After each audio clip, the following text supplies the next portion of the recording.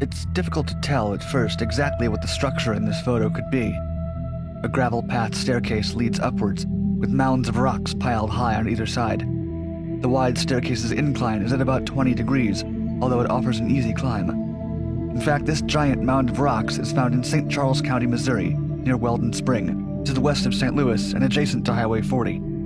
The hill rises out of the ground like an ancient burial tomb, protecting the surrounding area from a deadly secret within. It's the site of the Nuclear Waste Adventure Trail and Museum, commonly referred to as the Weldon Spring Nuclear Dump Site. It draws thousands of curious visitors each year. People can climb to the top of the 75-foot-tall dome to reach the placard that tells the story of what was once the world's largest explosive factory, and would go on to become one of America's most dangerous radioactive sites. Consider it a 45-acre monument to toxicity that's become an unlikely tourist attraction. TNT Central.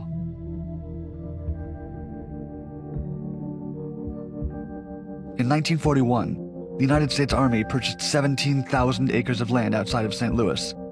Hamburg, Howell, and Toonerville were three pretty towns in the surrounding rolling wooded hills. All three were immediately evacuated to make room for the Army's plans. Hundreds of homes, businesses, schools, and any other buildings in the area were either demolished or burned. Within a few months, the three towns had ceased to exist. In their place, the Weldon Spring Ordnance Works built the largest explosives factory in the United States. It produced TNT and DNT for Allied forces during World War II and was operated by the Atlas Powder Company. The site comprised more than 1,000 buildings and employed more than 5,000 people. By the time the plant ceased production on August 15, 1945, the very day that the Japanese surrendered, it had produced more than 700 million pounds of TNT.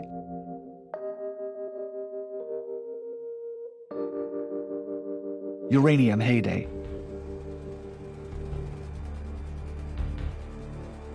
Most of the land was sold after the war. The state of Missouri acquired 7,000 acres, while the University of Missouri bought another 8,000 acres, which was later sold to the Conservation Department. This property today comprises the Bush Memorial Conservation Area and Weldon Spring Conservation Area. The remaining 2,000 acres were retained by the United States Atomic Energy Commission. It was there the Commission built a uranium ore processing plant in 1955, known as the Weldon Spring Uranium Feed Mill Plant. It was operated by Mallinckrodt Chemical Works of St. Louis, and it processed raw uranium into yellowcake, or concentrated ore. The agency proclaimed the complex a showpiece of cutting-edge technology. It employed about 1,000 people and attracted visitors from all over the world. Workers even called the place the Clean One, a testament to the fact that they no longer handled the uranium by hand. For many workers, the risks of accidents involving the sulfuric, hydrofluoric, and nitric acids used at the plant caused more anxiety than any threat of actual radiation. Hydrofluoric acid was a particular concern. Its effects were often described as fast-acting leprosy. One ex-employee who worked at the Weldon Springs facility, Virginia D. Heusman, spoke of how she received a stocking allowance since the contamination ate holes through her stockings. The plant closed in 1966. During the Vietnam War, the Army planned to use part of the old uranium processing facilities to produce the infamous toxic chemical Agent Orange. The plan was later abandoned. The plant would remain abandoned for 20 years, save for a partial cleanup in 1968, in which the government dumped 900 truckloads of radioactively contaminated material into an old quarry 4 miles south of the plant. The quarry also had thousands of drums of thorium and residue from uranium processed for the Manhattan Project. During the 1960s, teenagers would often dare each other to swim in the quarry.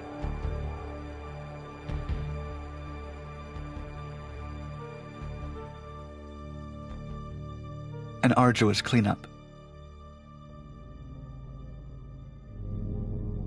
In 1986, employees of the U.S. Department of Energy and its contractors commenced a 12-year, $400 million cleanup of the site. Even they were surprised at the state of the facility.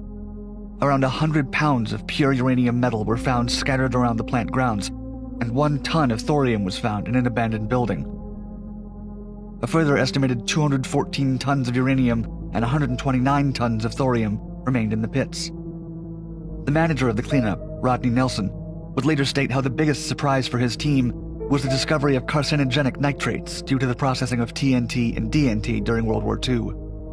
In total, the site was contaminated with over 1.5 million cubic yards of asbestos, radioactive uranium, and contaminated rubble, a shocking amount of hazardous waste. Yet future plans for the dormant site continued unabated. St. Charles County wanted to use part of the plant for a home for low-income elderly people, while the University of Missouri and Francis Howell High School each wanted the complex for classroom space. There was even talk of building a maximum security prison there. However, all these groups eventually lost interest once they learned the full extent of the contamination at Weldon Spring. Reporters from the St. Louis Post-Dispatch would write at length in February 1989 about how dilapidated the site was, describing it as, quote, like an abandoned set from a science fiction movie. They reported on rusting steel buildings and miles of rotted insulation and soil contaminated with radium, uranium, thorium, nitrates, and myriads of other chemicals. Bright yellow and purple signs towered over the site's perimeter, warning of radioactive contamination in and around the buildings.